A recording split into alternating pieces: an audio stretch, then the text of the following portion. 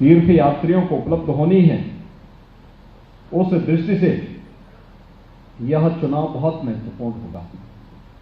और इसीलिए मुझे 5 मई को भी आया था और आज फिर से आपके बीच में आकर के आप सबसे निवेदन करने के लिए मैं आया हूं कि अयोध्या हम सबकी है, अयोध्या के प्रति हम सबकी सामूहिक जिम्मेदारी भी है। आज जब भारत बदल चुका है, पूरी दुनिया के अंदर भारत के प्रति लोगों की धारणा बदली है। वैश्विक संकट के समय दुनिया भारत की ओर अब आशा भरी निगाहों से देखती है। प्रधानमंत्री मोदी जी की ओर एक संकट मोचक के रूप में उस समस्या का समाधान निकालेंगे। आज जब दुनिया देख रही है, तब उत्तर प्रदेश किम कर्तव्य विमूढ़ की स्थिति में नहीं रह सकता। हमें बदलते हुए भारत के साथ अपनों को जोड़ना होगा।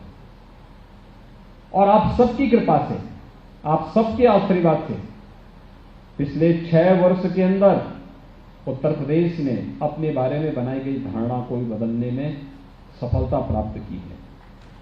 आज आप देखते होंगे उत्तर प्रदेश, खासतौर पर हमारे पूज्य संतजन, आज से 6 वर्ष पहले आप उत्तर प्रदेश के बाहर कहीं जाते रहेंगे, उत्तर प्रदेश के बारे में लोगों की धारणाएं बहुत अच्छी नहीं होती थी, बहुत अच्छी धारणा नहीं होती थी। पूज्य संतों के बारे में बहुत अच्छी धारणा नहीं होती थी।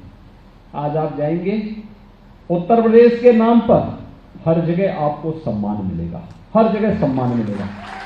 हर व्यक्ति इस बारे में बोलेगा, अच्छा आप उत्तर प्रदेश से आए हैं, ओ संत हैं, तो फिर बोलना ही क्या फिर उसमें, तो वो तो सोने में सुहागा है। और मैं कभी कभी इसी बात को लेकर के करता हूं कि भाई इतना ज्यादा सम्मान हो जाता है कि धर्मदास जी अब अयोध्या छोड़े ही रहते हैं हमेशा, यानी अयोध्या से गायब ही रहते हैं। मैं जब भी आता हूं पता लगा कि दिल्ली में है, फिर पता लगता है कि वह कभी उज्जैन में है, कभी कहीं और जगह है। तो मुझे यही भय रहता है कहीं कहीं पाकिस्तान न चले जाए। आज मुझे अच्छा लगता है जब हमारे पूज्य संतों को सम्मान मिलता है, बहुत अच्छा लगता है। नहीं तो होता क्या था, संतों के बारे में लोगों ने एक धारणा बना दी थी, क्योंकि उत्तर प्रदेश के अंदर उस प्रकार का शासन था। हर दूसरे तीसरे दिन एक दंगा होता था। आज दंगा नहीं उत्तर प्रदेश में। पिछले 6 वर्ष में आपने देखा होगा कोई दंगा नहीं। उपद्रव होते थे छोटी छोटी बातों को लेकर के। पर्व और त्योहार आते थे, भय और दहशत का माहौल पैदा होता था, पता नहीं कब क्या हो जाए। और आज आप देख रहे होंगे, उपद्रव नहीं, अब तो उत्सव ने उत्तर प्रदेश की पहचान बनाई है। दीपोत्सव याद करिए, 2017 से लगातार हम लोग अयोध्या के दीपोत्सव कार्यक्रम में भागीदार बनते हैं। और विगत वर्ष तो प्रधानमंत्री जी ने स्वयं उपस्थित होकर के इसको एक नई ऊंचाइयां प्रदान कर दी। यानी यहां का अयोध्या की पहचान बन चुकी है दीपोत्सव और दीपावली। फिर से हमें त्रेता युग की ओर लेकर के जाता है दीपोत्सव का एक आयोजन। काशी की पहचान बन गई है देव दीपावली, मथुरा वृंदावन की पहचान बन गई है रंगोत्सव का कार्यक्रम। यानी ये सभी चीजें आज एक नई पहचान के साथ आगे बढ़ रही हैं। और आप देख रहे होंगे कैसे दुनिया लालायित है। इस वर्ष रामनवमी के अवसर पर 35 लाख श्रद्धालु अयोध्या में आए थे। 35 लाख श्रद्धालु।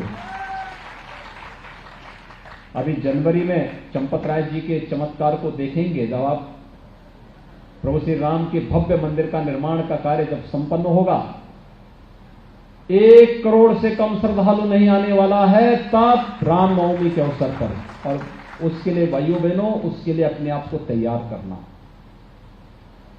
क्योंकि अयोध्या जितनी अच्छी होगी, जितनी सुंदर होगी, जितनी स्वच्छ होगी, जितनी सुसंस्कारित रहेगी, उतना ही सनातन धर्म के बारे में, पूज्य संतों के बारे में, हमारे तीर्थ स्थलों के बारे में और भारत के बारे में उतनी अच्छी धारणा देश और दुनिया के अंदर जाएगी। और ये सब सजाने संवारने का काम हम लोग तो, मैं तो एक प्रभु राम का एक सेवक होने के नाते और राम जन्मभूमि आंदोलन में मेरी 3-3 पीढ़ियों के समर्पण को ध्यान में रख करके मैं एक आत्मीय भाव के साथ अयोध्या आता हूं कि भाई नहीं, मेरा एक दायित्व है कि अयोध्या में कोई गड़बड़ नहीं होना चाहिए। सर्वाधिक समय देता हूं अयोध्या के लिए, एक एक चीज को बहुत बारीकी से देखने का प्रयास करता हूं। लेकिन सामान्यतः यह सब कार्य नगरीय इकाइयों की, नगर निकायों की जिम्मेदारी बनती है। सफाई की स्थिति कैसी है, व्यवस्था कैसे चल रही है, टैक्सेशन की व्यवस्था कैसे होनी है, पब्लिक ट्रांसपोर्ट कैसे चलना है, धर्मशालाओं को कैसे देखना है, सड़कों को कैसे बनाया जाना है, कैसे जल निकासी की व्यवस्था होनी है, ये सब काम जो सामान्य बातें होती हैं वह उन नगर निकायों की होती है। और इसलिए नगर निकाय में भी प्रतिनिधि कोई जाए, हमारे पिछले बोर्ड ने अच्छा करने का प्रयास किया, लेकिन पूज्य संतों के बीच से ही कोई जाए और संतों का ही प्रतिनिधित्व वहां पर होता हुआ दिखाई दे। इस दृष्टि से कार्यक्रम हम लोगों ने यहां पर प्रत्याशी के रूप में महंत श्री गृहस्पति त्रिपाठी जी को अपना प्रत्याशी बना करके अयोध्या की जनता को समर्पित किया है। वे आपके बीच के हैं, आपके बीच में ही कार्य करने हैं, आपके साथ तारतम्य बना करके, एक समन्वय बना करके अयोध्या को अयोध्या के अनुरूप पहचान दिलाने के इस अभियान के साथ जुड़ जाएं और उस अभियान को आगे बढ़ाने के लिए अयोध्या कोई भी आए आकर्षित होकर के जाए। अयोध्या कोई भी आए, अयोध्या की सुरक्षा उसको अवैध दिखाई दे।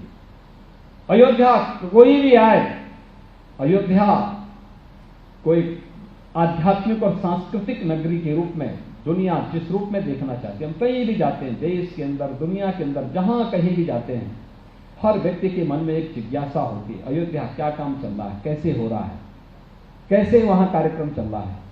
यानी कहीं भी, पूर्व, पश्चिम, उत्तर, दक्षिण, दुनिया के अंदर जहां कहीं भी हम जाते हैं, अयोध्या के नाम पर जो आकर्षण है ये असामान्य है, असामान्य है। वास्तव में हम सबको, और मैं तो इस बात को बार बार कहता हूं कि हमारी पीढ़ी बहुत सौभाग्यशाली है कि जो इस दृश्य को अपनी आंखों के सामने देख रही है। जब अयोध्या में प्रभु श्री रामलला अपने स्वयं के मंदिर में विराजमान होकर के, भव्य मंदिर में विराजमान होकर के फिर से हम सब पर अपनी कृपा का प्रसाद बरसाएंगे।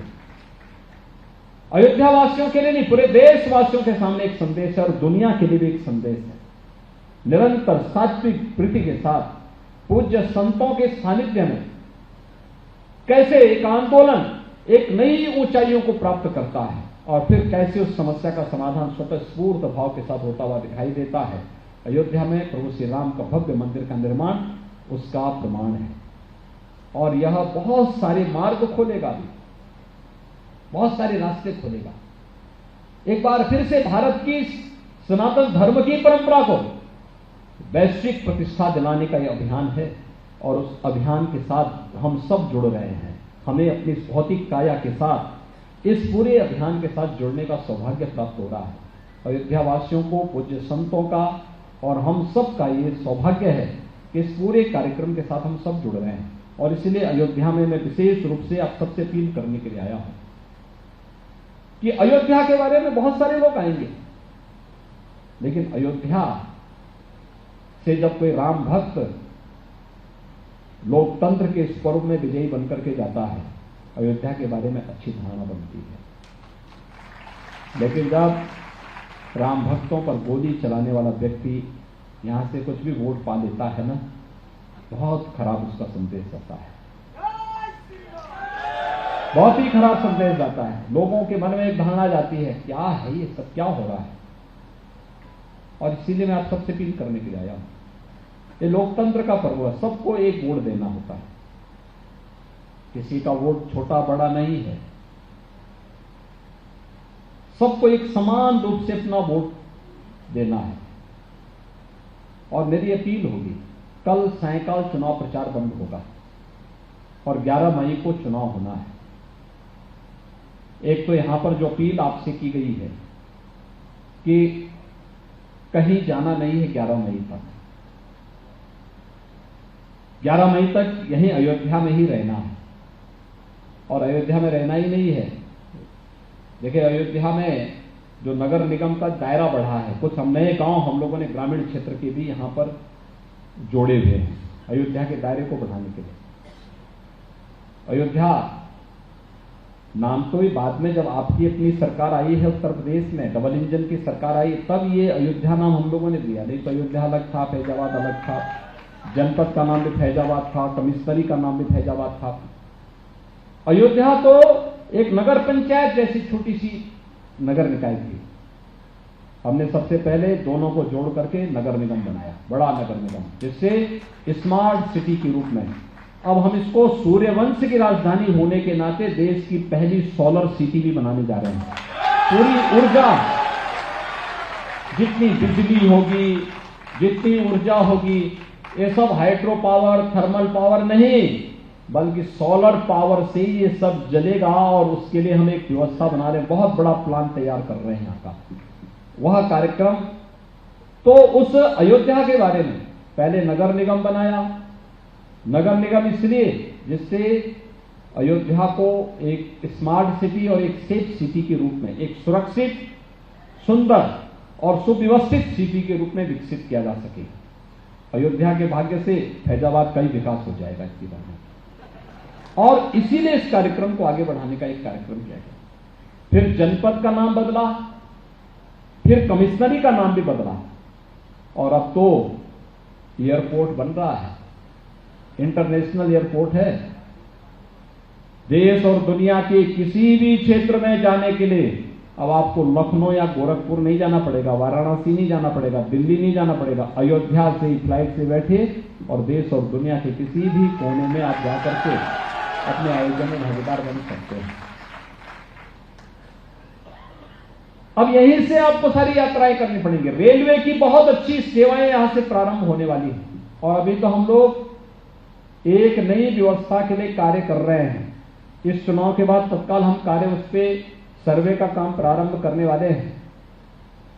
आपने देखा होगा 3 वर्ष पहले हम लोगों ने कोरिया की पहली महिला को, यानी वहां की जो राष्ट्रपति हैं उनकी पत्नी यहां आई थी उस कार्यक्रम में, और फर्स्ट लेडी को यहां पर ला करके हमने दीपोत्सव का में मुख्य अतिथि के रूप में उन्हें यहां सम्मान किया था। कोरिया, साउथ कोरिया जो दक्षिण कोरिया है, वहां के जो राष्ट्राध्यक्ष हैं, जो वहां की परंपरा है, वो परंपरा अपने को कहती है कि वह उनकी जो है जो रानी थी वो अयोध्या की राजकुमारी थी। 2000 वर्ष पहले राजकुमारी अयोध्या से होते हुए जल मार्ग से कोरिया पहुंची थी, और उस जल मार्ग पर उन्होंने व्यापक कार्य भी किया है। अयोध्या को फिर से हम जल मार्ग, वाटरवे अयोध्या का प्रारंभ करने की तैयारी करने जा रहे हैं। आपने देखा होगा काशी से यह कार्य प्रारंभ हो चुका है। अब काशी में बड़े बड़े जलयान आ रहे हैं, और गंगा जी में जितना जहां जल है उससे कम सरयू जी में नहीं है। केवल नदी के पानी को चैनलाइज कर देना है, इस पर हमारा कार्य चल रहा है। और फिर यहां से टूरिज्म के लिए भी, और साथ साथ अयोध्या से ढेर सारी संभावनाएं आगे बढ़ेंगी। यहां पे एक्सपोर्ट के लिए भी पूर्वी बंदरगाह से जोड़ने के लिए, हल्दिया से जोड़ने के लिए एक नया माध्यम भी ये प्राप्त होगा। ढेर सारी संभावनाएं बनने जा रही हैं। उन संभावनाओं के साथ अपने आप को जोड़ने के लिए आज मैं स्वयं आपके पास फिर से आया हूं अपील करने के लिए कि अगले 3 दिन हमारे लिए बहुत महत्वपूर्ण है, और इन 3 दिनों में मेरी पूज्य संतों से अपील होगी। 60 वार्ड हैं, 60 टोली आप लोग बनाइए, और एक एक वार्ड में जाकर के अपने बीच के ही महंत श्री गृहस्पति त्रिपाठी जी के समर्थन में और उनकी पूरी बोर्ड को गठन करने के लिए जनता जनार्दन से अपील कर दीजिए। यद्यपि घूमने के लिए तो अकेले धर्मदास जी को मैं कहूं तो सुबह से लेकर शाम तक अगर उनको 60 वार्ड में दक्षिणा मिले तो 60 में घूम जाएंगे, 60 में ही घूम जाएंगे एक दिन में ही। लेकिन 60 टीमें बन जाएं और पूज्य संत कहीं भी जाएंगे लोग आशीर्वाद मानेंगे। 60 वार्डों में संतों की उपस्थिति। किसके लिए? महंत गृहस्पति त्रिपाठी जी के लिए, कमल चुनाव चिन्ह के लिए। तो चुनाव अयोध्या का है, अयोध्या की बुनियादी सुविधाओं के लिए है, यहां के आश्रमों की व्यवस्था को व्यवस्थित करने की है। हर आश्रम में शुद्ध जल की आपूर्ति हो सके, जल निकासी की व्यवस्था हो सके, चमचमाती हुई अयोध्या दिखती रहनी चाहिए, कूड़ा प्रबंधन का बेहतर व्यवस्था हो और अयोध्या कोई भी आए आकर्षित होकर के जाए। इस कार्यक्रम के लिए है और इसके लिए मेरी अपील होगी, ये 60 टीमें आज ही इन पूज्य संतों के सानिध्य में सामान्य चंपत राय जी का सहयोग ले सकते हैं और साई जी, आप, लल्लू जी महाराज और वेद प्रकाश जी मिलकर के पूज्य संतों का आशीर्वाद दीजिए। 60 टीमें 4 ही घर में जाएं, लेकिन जाएं जरूर वार्ड में। मुझे लगता है बहुत अच्छा कार्य होगा। भैया बहनों, ये तो हमारा अपना कार्य है और यह कार्य इसलिए क्योंकि अयोध्या के प्रति हमारी जिम्मेदारी है। भगवान ने हमें भेजा है अयोध्या में, तो कोई पुण्य कार्य जरूर किया होगा और उस पुण्य के लिए नाते अयोध्या में सेवा करने का अवसर जो प्राप्त होना, ये प्रत्येक के बस की बात नहीं है, हर एक को यह अवसर नहीं प्राप्त होता है। इसलिए इस पूरे कार्यक्रम के साथ जुड़ करके आप अपने बीच के ही महंत श्री गृहस्पति त्रिपाठी जी को और उनके साथ 60 वार्डों में भारतीय जनता पार्टी के कमल चुनाव चिन्ह को जिताने के लिए अपना आशीर्वाद प्रदान करें। मैं यही अपील आप सबसे करने के लिए आया हूं। मैं एक बार फिर से आप सभी पूज्य संतों का, पूज्य महंत नृत्य गोपाल दास जी महाराज का और आप सभी पूज्य संतों का एक बार फिर से अभिनंदन करता हूं, आप सबका स्वागत करता हूं और विश्वास व्यक्त करता हूं कि आपके आशीर्वाद से भारतीय जनता पार्टी के प्रत्याशी भारी बहुमत से अयोध्या से जीत करके एक बार अयोध्या जैसा एक नगरी के रूप में विकसित करने में, यहाँ की बुनियादी सुविधाओं को आगे बढ़ाने में अपना योगदान दे पाएंगे। आप सबके प्रति, और आप यहाँ पर आए, आप सबके प्रति मैं आभार व्यक्त करता हूँ। धन्यवाद। जय श्री राम।